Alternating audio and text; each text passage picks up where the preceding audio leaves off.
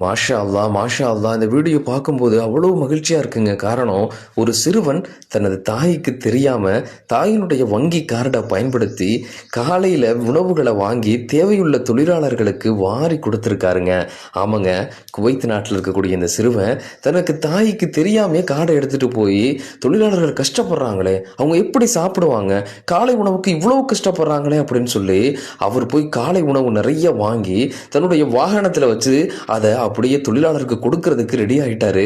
இந்த நேரத்துல தான் அவர்கள் சகோதரர்கள் இதை தெரிஞ்சுக்கிட்டு நேரா அந்த இடத்துக்கே வந்து அந்த சிறுவனை பிடிச்சி என்னடா பண்ணிட்டு இருக்க அப்படின்னு கேட்க, நான் என்ன செஞ்சேன், தொழிலாளர்களுக்கு என்னால முடிஞ்ச உதவியை தானே பண்ணேன் அப்படின்னு சொல்ல, அப்படியா என்ன பண்ணியிருக்க அப்படின்னு கேட்க, கார்ல வந்து பாருங்க அப்படின்னு சொல்லி அந்த சிறுவன் நேரா காருக்கு கூட்டு போறாருங்க.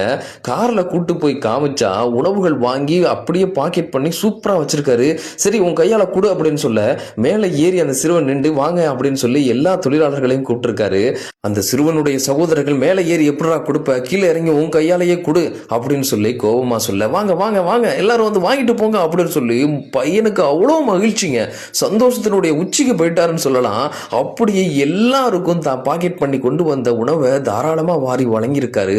எவ்வளவு தூய்மையான உள்ளம் பார்த்தீங்களா? இது போன்ற சிறுவர்களை எல்லாம் இப்ப பார்க்கறதே அரிதிலும் அரிதா இருக்குங்க.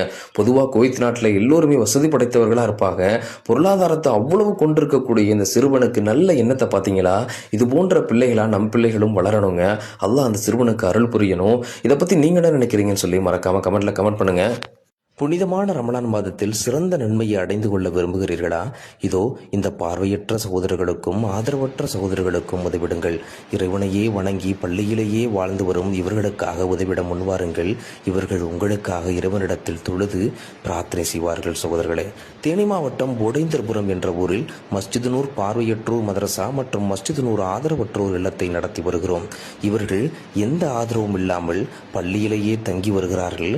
இவர்களுக்காக உணவு, கல்வி, உடை அனைத்தையும் இலவசமாக நமது பள்ளி சார்பாக தந்து கொண்டிருக்கிறோம். இவர்களுக்காக இந்த ரமலான் மாதத்தில் உங்களுடைய ஜக்கா சதக்காக்களை வாரி வழங்குங்கள். இவர்கள் ஒவ்வொரு தொழுகையிலும் நோன்பு நேரங்களிலும் துஆ செய்வார்கள்.